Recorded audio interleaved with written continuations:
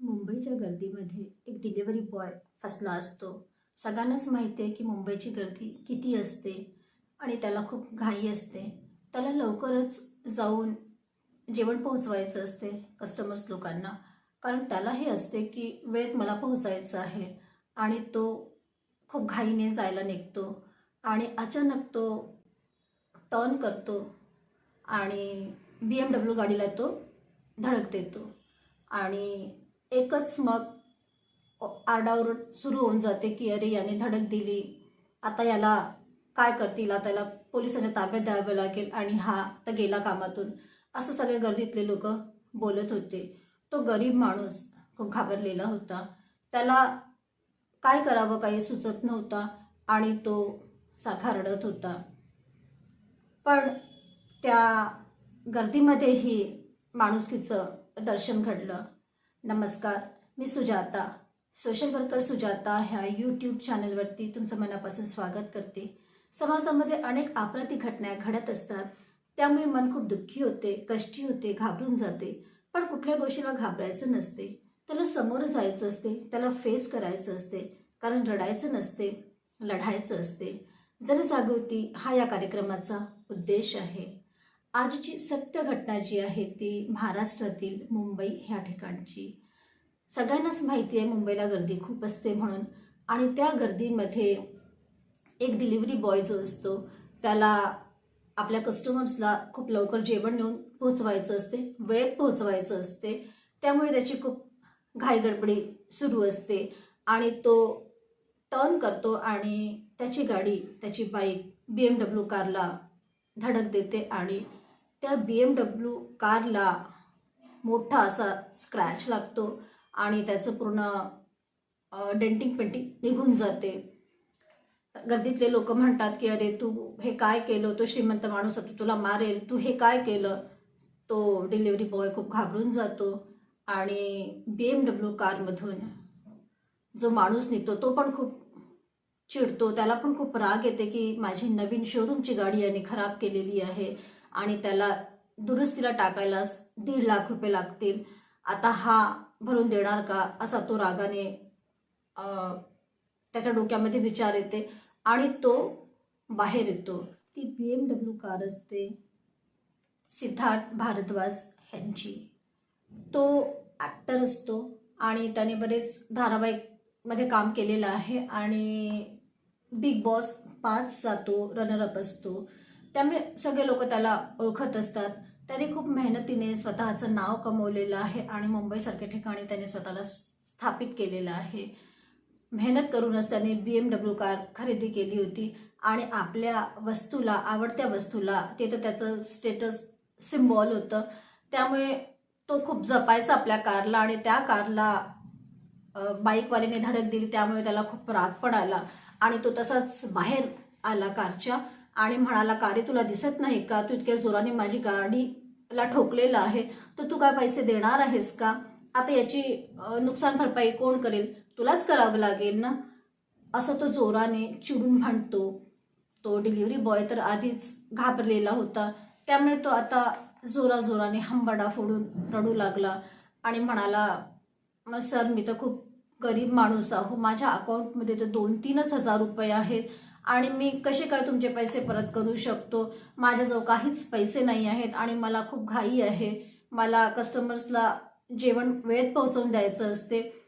त्यांना जर राग आला तर ते मला बरोबर रेटिंग देणार नाही आणि रेटिंग देणार नाही म्हणजे माझी जी ID आहे ती ब्लॉक होऊन जाईल आणि ID ब्लॉक होणं म्हणजे माझं काम संपणं आणि माझ्याजवळ दुसरा काहीच ऑप्शन नाही आहे, फक्त हाच एक जॉब आहे आणि ह्याच्याच भरोश्यावरती मी सर्व्हाइव्ह करतो आहे.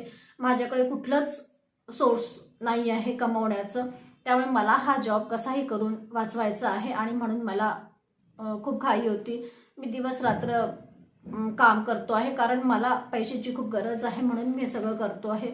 माझ्या मागे पुढे कोणीच नाही आहे, मी एकटाच आहो आणि माझी आई आहे, तिला माउथ कॅन्सर झालेला आहे. त्यामुळे मला आईचं औषध करायचं असते, ट्रीटमेंट करायचं असते. त्यामुळे मला हा जॉब वेळेत पूर्ण करणं खूप आवश्यक असते आणि रेटिंग पण मला चांगली मिळवायची असते, म्हणून हा माझा प्रयत्न असतो आणि तो खूप जोराजोराने रडतो. आता जो राग होता सिद्धार्थ भारद्वाजला तो मावळला. त्याचं रडणं बघून तो द्रवित झाला आणि तो म्हणाला की तू रडू नको, काय झालं तू ते सांग मला. तर तो म्हणाला की सर माझी आई खूप आजारी आहे, तिला लास्ट स्टेजचा कॅन्सर आहे आणि मला तिचं ट्रीटमेंट करायचं असते. आणि तो त्याच्याजवळचा मोबाईल काढतो आणि सगळे मेडिकल रिपोर्ट्स जे आहेत तो त्याला दाखवतो. सिद्धार्थ भारद्वाजची जशी इमेज आहे रफ अँड टफ, तसाच तो असेल असं सगळ्यांना वाटत होतं. पण त्याच्या मनात त्याचं हृदय हे अगदी संवेदनशील होतं. तो खूप दुःखी झाला आणि त्याला सुचलं नाही की तो, म्हणजे त्याला तर रागवायचं होतं पण तो त्याला रागवू शकला नाही, कारण तो डिलिव्हरी बॉय आधीचाच खूप रडत होता. आणि त्याने जेव्हा आपल्या आईचे मेडिकल रिपोर्ट्स दाखवले तेव्हा तर तो पूर्णच म्हणजे शांत झाला आणि तो काहीच बोलला नाही. तो फक्त एवढंच म्हणाला की गाडीच होती, लागलं तर ठीक आहे, मी त्याला दुरुस्त करून घेईल, पण तुझी आई वाचणं खूप महत्त्वाचं आहे, कारण तुझं आयुष्य म्हणजे तुझी आईच आहे. गाडी काय लोखंडाची आहे, ती आज ना उद्या म्हणजे मी तिला बरी करूनच टाकणार आहे, पण तुझ्या आयुष्यात असणं खूप महत्त्वाचं आहे आणि त्याच्यासाठी प्रार्थना करणं जास्त महत्त्वाचं आहे, असं तो सिद्धार्थ भारद्वाज जो आहे तो माणुसकीला धरून बोलतो. आणि तो डिलिव्हरी बॉय सारखा रडत असतो आणि सिद्धार्थ आपला मोबाईल काढतो. तर त्या डिलिव्हरी बॉयला असं वाटलं की आता हा पोलिसांना फोन करणार आणि मला पोलीस पकडून घेऊन जातील आणि मला कोठडीमध्ये टाकतील. माझ्या आईचं कसं होईल, माझ्या आईकडे तर कोणीच नाही आहे, कारण तो एकटाच एक असतो, त्याला बहीण नसते, त्याला भाऊ नसते, त्याला कोणीच नसते आणि त्याची आईला जेवणसुद्धा स्वतःच्या हाताने करता येत नाही. तर ते सुद्धा तो मुलगाच आईला करून द्यायचा. त्यामुळे आता आपल्या आईचं कसं होईल, तिला कोण वाचवेल, तिला दवाखान्यात कोण घेऊन जाईल, तिचं औषध कोण तिला वेळ देईल, हे सगळं त्याच्या डोक्यामध्ये येते आणि तो खूप रडायला लागतो. आणि सिद्धार्थ हा चांगला माणूस असतो, त्यामुळे तो सरळ यूट्यूबवरती येतो आणि इंस्टाग्रामवरती तो मॅसेज टाकतो, व्हिडिओ तयार करतो आणि म्हणतो की म्हणजे तो दाखवतो की माझ्या गाडीला हे असं स्क्रॅच आलेलं आहे आणि याला भरपूर खर्च आहे, 1.5 लाखाच्या जवळपास त्याला खर्च आहे, ते मी करून घेईन. पण हा जो मुलगा आहे डिलिव्हरी बॉय, याची कंडिशन खूप खराब आहे, त्याची आई आजारी आहे, तिला लास्ट स्टेजचा कॅन्सर आहे आणि तिला काही पण होऊ शकते. तिला वाचवण्यासाठी लोकांनो तुम्ही मदत करा. आणि तो त्याचा मोबाईल नंबर देतो आणि अकाउंट नंबर देतो आणि शेअर करतो आणि म्हणतो की जेवढ्यांना जसं जसं शक्य होईल त्यांनी या अकाउंटमध्ये मदत पाठवावी आणि त्याच्या आईचं आयुष्य वाचवावं, असं तो सगळ्यांना विनंती करतो आणि व्हिडिओ टाकतो. आणि या व्हिडिओमधून आपल्याला काही मिळेल की नाही मिळेल हे तर सांगू शकत नव्हते कोणी, पण जगामध्ये माणुसकी आहे असं जे म्हणतो ते काही चुकीचं नाही. आणि 1 तासामध्ये तो व्हिडिओ व्हायरल जातो आणि त्या मुलाच्या अकाउंटमध्ये 25,000 ते 30,000 रुपये 1 तासामध्ये येऊन पोहोचतात. आणि तो जे स्वतः खूप दुःखी होता आणि त्याला काही वेळापूर्वी तो जसा गार झाला होता की आता मी कसं पैसे देणार आणि कसं आईला वाचवणार, पण त्याचं हे दुःख दूर झालं आणि त्याच्या अकाउंटमध्ये पैसे आले आणि तो जरी रडत असला तरी आता त्याचे जे अश्रू होते ते आनंदाचे अश्रू होते. आणि तो ते पैसे घेऊन सिद्धार्थ जवळ गेला आणि म्हणाला की सर तुमचे जेवढे पैसे होत असतील तेवढे तुम्ही घेऊन घ्या आणि तुमच्या गाडीला दुरुस्त करा. पण सिद्धार्थ म्हणाला की हे तुझ्या आईसाठी मिळालेले पैसे आहेत, तर याचा वापर तूच कर, मी तर माझ्या गाडीला आज ना उद्या चांगली करूनच घेणार आहे, पण तू आपल्या आईला वाचव, हे जास्त महत्त्वाचं आहे.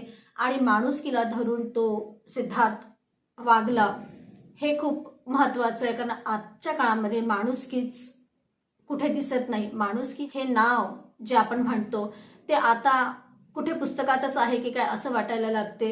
पण या घटनेने सिद्धार्थने सुद्धा माणुसकी दाखवली आणि त्याच सोबत लोकांनी सुद्धा त्या गरीब माणसाची मदत केली. याबद्दल तुम्हाला काय वाटते कमेंट्स करून नक्की कळवा. तुम्ही पाहताय social worker Sujata, real crime stories, ज्यामध्ये सत्य आहे पण त्यावरती विश्वास ठेवणं कठीण आहे. परत भेटूया पुढल्या वळणावरती. तेव्हापर्यंत लाईक करा, कमेंट्स करा, शेअर करा आणि सबस्क्राईब तर कराच करा.